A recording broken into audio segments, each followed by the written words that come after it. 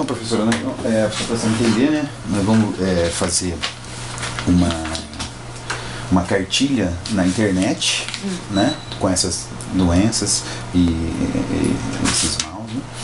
E depois, hoje a professora inclusive falou, a professora Graça Caldas que está orientando, o pessoal do Jor, disseram que isso também deve se transformar num livro, fazer parte, o texto também se entrar numa publicação impressa, né? Então por isso que a gente vai filmar e vai fazer outros links, pegar material na internet também para usar nessa cartilha na internet, né? Com um material mais aprofundado e com mais informações. E aí depois a gente vai compilar essas informações, dados estatísticos e tal, e fazer textos para esse material impresso. Não sabe ainda se em formato de livro mesmo, ou se em formato de uma cartilha. E a ideia era fazer um material mais simples, junto com esse, já tendo esse material, para ser distribuído nos locais de maior público, uma linguagem mais acessível para as pessoas. A ideia é fazer com que as pessoas tenham contato, acesso a essas informações de forma mais, que elas entendam, né? De forma mais com bastante informação, mas de forma mais simples, né? Não simplificada, mas de uma linguagem mais acessível, né? Essa é a ideia do trabalho que o LabJOR vai fazer. Então, assim, a gente tem alguns objetivos, né? Tem alguns materiais que a gente já está levantando na internet, né? Inclusive encontrei no Instituto Brasileiro, Associação Brasileira de Psiquiatria, tem 2 cartilhas que vocês fizeram sobre TDAH, né? Com vários textos da senhora e tal. Né? E nós temos um livro, né, de TDAH. Nós fizemos um livro de TDAH que chama TDAH mesmo. Eu acho que eu não tenho nenhum aqui, senão eu esse livro ele está à disposição para ser, como é que é? Não, ele tem na biblioteca e tá na internet? Ele é da Revinter, da editora Revinter. Tá. Então ele trata assim desde causas iniciais até medicação, distinção entre TDAH e distúrbio de aprendizagem. Então ele é um livro bem interessante e chama TDAH mesmo. Essa é a nossa função aqui, é transformar esse discurso da maneira mais didática possível, que quais são os sintomas, exatamente diversificar de outros transtornos que envolvem dificuldade de aprendizagem. Então a gente pode ir perguntando e a senhora vai respondendo. Então nós vamos fazer as perguntas mais óbvias. Primeiro, o que é TDAH? Bom, TDAH é um transtorno do déficit de atenção com hiperatividade. Ele é um transtorno de ordem neurobiológica, onde há uma falha de neurotransmissão. Normalmente a criança com TDAH, ela pode ter 3 tipos de não atenção, que é a desatenção, aquela criança que a gente olha e ela parece que está em outro lugar, né? Então é uma criança com desatenção, e uma criança com hiperatividade e impulsividade, que é ela que entra no consultório, entra em casa, na escola, ela mexe no computador, ela mexe com o coleguinha, ela sai de sala, ela fala com o professor. Então são tipos distintos de TDAH. Todos TDAH mesmo, por falha nessa neurotransmissão. Então a hiperatividade e o TDAH não são coisas que estão unidas sempre. Pode ter... Não, pode ter TDAH com desatenção, certo? É que o nome original, que era apenas TDAH, foi incorporado à hiperatividade, então ficou se chamando de transtornos de déficit de atenção com hiperatividade. É o que vai sair no próximo DSM-5, que será distribuído agora no finalzinho de maio. O que é o DSM-5? É o Manual Descritivo de Doenças. Desculpa, eu só queria que a senhora retomasse o que vai sair então exatamente no DSM-5. Vai sair como transtornos de déficit de atenção e hiperatividade. Ainda não é assim? Então... Não, ainda é só transtornos da atenção. Não é assim. E eu tenho visto na pesquisa que aparece o TDAH e o DDA. O que é o DDA? É a mesma coisa, é a tradução do transtorno disorder attention. É a mesma coisa. Não tem diferença, não. O TDAH, ele tem, assim, uma prevalência em meninos, né? Normalmente isso é às vezes um pouco controverso, mas porque se julga que meninos têm um comportamento mais agitado, mais expansivo do que as meninas. Esse julgamento é correto ou não? Eu costumo dizer que, por exemplo, no nosso ambulatório a frequência é muito maior de meninos do que de meninas com TDAH, com certeza. Mas não há ainda uma causa específica que se justifique essa diferença. Em estudos clínicos aparecem mais meninos realmente. E na população geral, por exemplo, na escola, o professor também aponta mais meninos com TDAH do que meninas.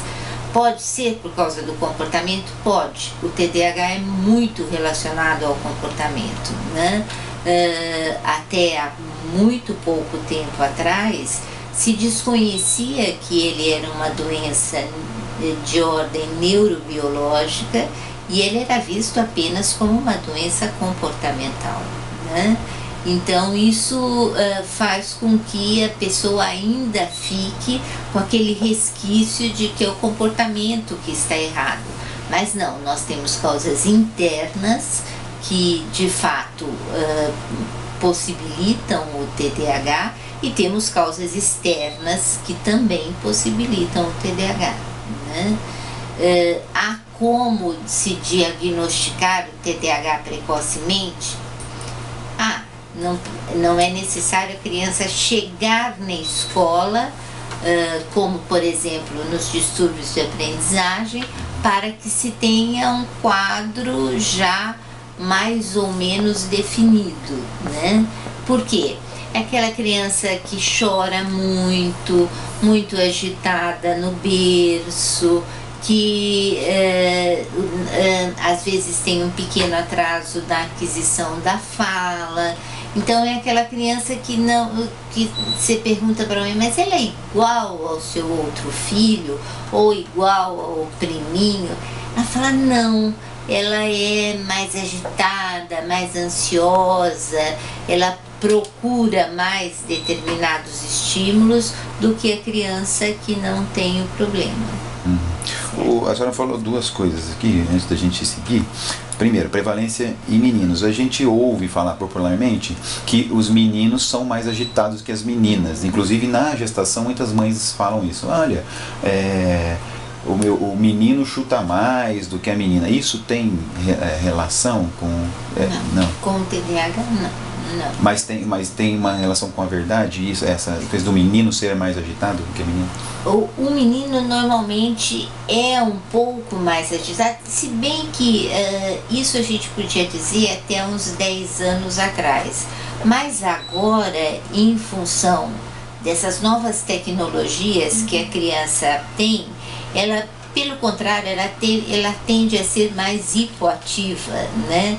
Então ela fica horas diante de um computador sem nenhuma agitação, né? E antigamente não, ela saía para jogar bola, saía para fazer isso, para fazer aquilo, que hoje nós não vemos mais, infelizmente, essas atividades que a criança tinha até então. Mas essa mudança na época mesmo em que vivemos é que trouxe essa diferenciação que antes a gente sabia que meninos eram de fato mais agitados. Hoje a gente já não pode falar mais assim. Isso me leva à segunda pergunta que... Posso só, vou aproveitar o gancho, senão eu vou perder. Mas então, não sei se a gente consegue fazer uma relação, isso atrapalha no diagnóstico? Ou o que me parece é que hoje tem mais casos que talvez seja justamente por uma facilidade de diagnóstico, as crianças aparentemente menos ativas, isso dificulta então perceber se ela tem o TDAH ou não? Olha, o diagnóstico mudou muito nos últimos anos, né? Daí se fala assim, mas antes a gente não diagnosticava TDAH, a gente não diagnosticava distúrbios de aprendizagem. Sim, a gente não sabia sobre eles, o que a gente sabe agora, né? Então, hoje numa sala de aula, o professor não acha mais que aquela criança é mal educada, certo? Como antigamente se falava, não, tá vendo aquela criança ali, ela é mal educada, ela é respondona. Não, hoje o professor já fala, olha, aquela criança tem déficit de atenção. Isso é errado, porque déficit de atenção é o resultado de um diagnóstico. Né? Então ele pode falar assim, olha, aquela criança é um pouquinho mais agitada que a outra, ela tem uma maior dificuldade que a outra, mas chegar à conclusão de que a criança tem transtornos do déficit de atenção e hiperatividade é a finalização de um diagnóstico. E de um diagnóstico extremamente difícil. Na verdade, eu digo que fazer diagnóstico de distúrbios de aprendizagem e transtornos de atenção são os diagnósticos mais difíceis de fazer, porque eles são compostos de sinais sutis, né? De sinais finos que a pessoa deve perceber no momento do diagnóstico. E principalmente, não existe quem faça esse diagnóstico sozinho. Eu não faço, o neurologista não faz, o psiquiatra não faz. Ele precisa de um aporte de outros profissionais para chegar à conclusão de que essa criança tem TDAH. Quer dizer, um diagnóstico tem que ser multidisciplinar. Extremamente multidisciplinar. E a senhora falou um pouco antes das influências internas e externas. Quer dizer, o TDAH pode ter um motivo externo, quer dizer, a questão da modernidade, tem a ver com... Por exemplo, uma criança que tenha TDAH e eu coloco nesta sala que está cheia de estímulo, para ela não é bom, certo? Ela vai olhar todos os estímulos, ela vai tentar mexer em todos os estímulos. Então, assim, o meio é muito facilitador, principalmente na escola. As salas de aula são extremamente cheias de estímulo, né? E às vezes o TDAH, uma criança com TDAH está sentada lá no fundo da sala. Quer dizer, o que o professor deveria fazer? Trago esta criança para frente, isso é uma das melhores coisas, trago ela para frente, perto de mim, aonde eu posso ver se ela está ou não prestando atenção. Porque é uma coisa que foge ao controle da criança por fatores internos mesmo, né? Ela processa muito mais rapidamente estímulos visuais e auditivos e daí ela dá respostas rápidas, né? Então ela é uma criança que tem um processamento muito rápido. Então não tem, isso a gente diria que é uma criança inteligente.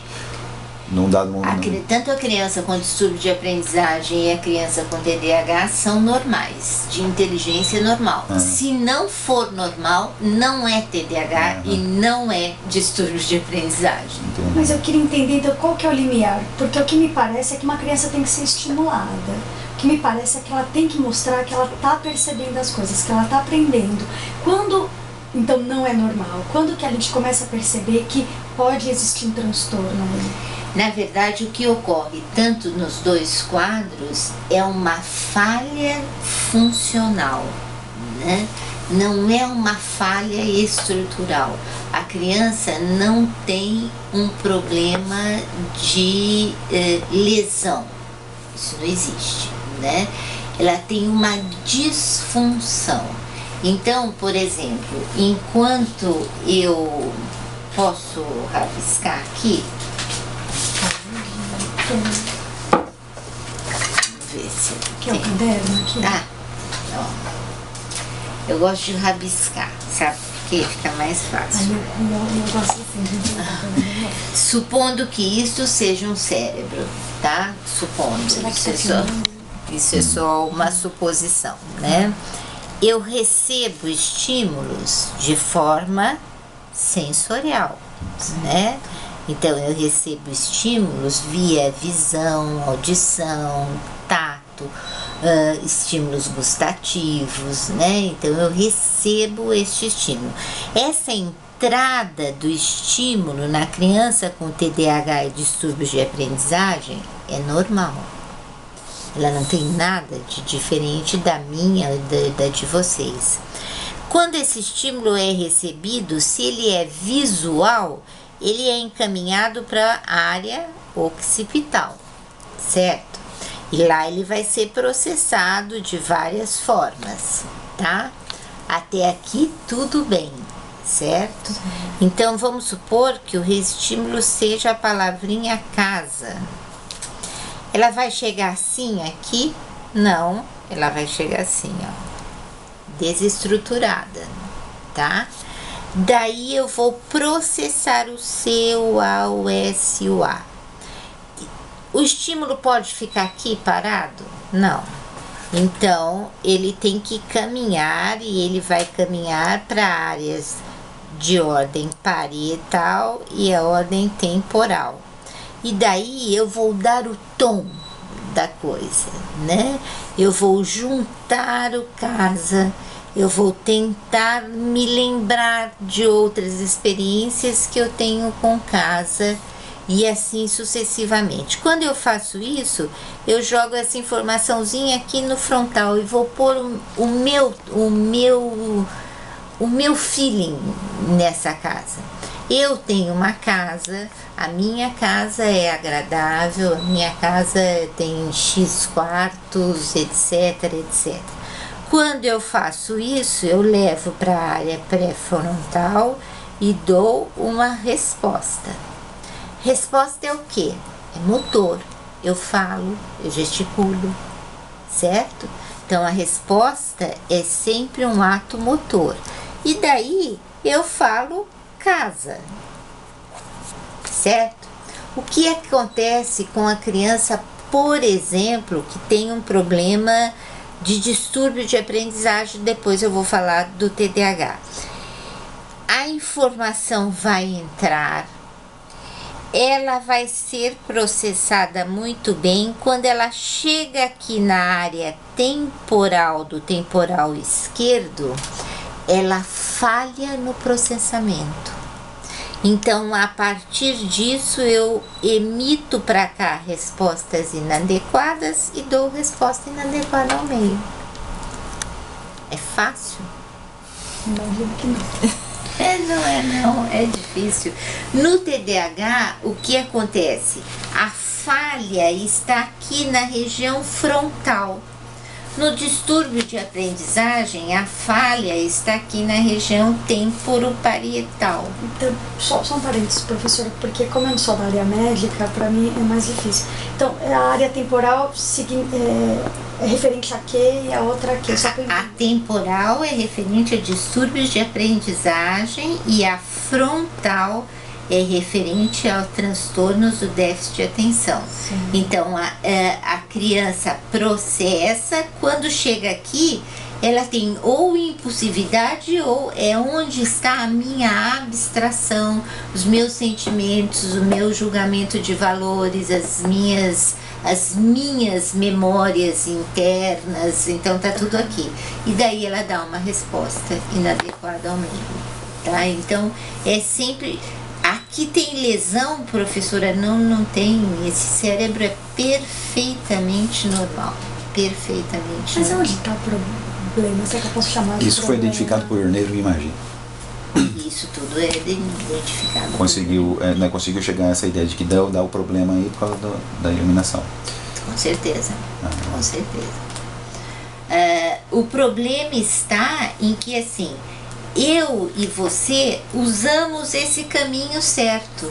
E as crianças com este problema, elas usam outros caminhos, que tornam a resposta mais lenta, ou que tornam a resposta inadequada, ou que tornam uma resposta completamente incompatível ao estímulo de entrada, certo? Aí ela vai dar respostas erradas. Mas isso não quer dizer que ela não seja inteligente, nem tampouco que ela seja uma criança com uma doença neurológica, né? Apesar de que sendo TDAH, sempre TDAH, né? Vai melhorar? Vai. O adulto tem outros mecanismos para controlar essa atenção. A criança ainda não tem, né? Por quê? Porque nós temos funções corticais que vão se desenvolvendo ao longo da vida. Então, até os 24 anos, nós temos funções que ainda não estão completas, né? Então, o adulto vai conseguir lidar melhor. Mas um dos grandes prejuízos do TDAH, sem dúvida nenhuma, é na adolescência e na vida adulta, onde nós temos o maior número de drogadição, nós temos o maior número de comportamentos socialmente inadequados. Essas crianças normalmente migram para a marginalidade. Então, no TDAH, o quadro futuro, se não tratado, é um quadro bastante grave. Bastante grave. Quer dizer que você está dizendo que com isso ele define certos comportamentos? Ele vai definir na adolescência algum tipo de comportamento, talvez mais agressivo, mas está relacionado a isso? Tem estudos sobre isso? Não, não é que ele define. A criança acha um meio mais fácil, né, de se adaptar. E às vezes o meio mais fácil nem sempre é o mais certo. Eu costumo dizer que TDAH é a ponta de um iceberg, né? Embaixo dele existem comorbidades, e comorbidades psiquiátricas bastante sérias. Essa criança não se gosta, ela tem uma baixíssima autoestima. Porque ela teve dificuldade de aprender? Não, porque ela percebe que ela é uma criança que perturba. Ela tem essa percepção. Tem, a grande maioria tem, né? Então ela é uma criança que tem pouquíssimos amigos. É difícil você ser amigo de um cara que não para, né? De um cara que está sempre querendo responder na frente, de um cara que está sempre querendo movimentar alguma coisa. Então ela tem pouquíssimos amigos. Então é uma criança que normalmente na adolescência e na vida adulta vai ter problemas, por exemplo, com fixação de emprego, começa a mudar muito de emprego, começa a mudar muito até no relacionamento amoroso. Pode haver um problema mais significativo, enfim. O TDAH, muito diferente dos distúrbios de aprendizagem, é um quadro que a longo prazo, se não houver intervenção adequada, gera problemas de ordem social bastante graves. Isso quando está ligado à hiperatividade. Quando ele está em todos os casos. Quando ele tem não é hiperativo, né? No caso. Não, mas em todos também, os casos ele está ligado a um problema sociocultural extremamente importante, se não tratado. É isso que eu queria entender, professora. Quando a senhora cita causas externas, há algum fator externo, digamos, de ordem comportamental, familiar, social, que pode acarretar esse transtorno? assim, pobreza, Sem ele ter um ambiente familiar Sem ele ter o tortuoso. neurológico? Não. Só por questão neurológica. Só juntando os dois. Daí sim, um fica muito mais grave, né? Juntando os dois fica muito mais grave. Se não houver, por exemplo, a participação da família e da escola nesse mundo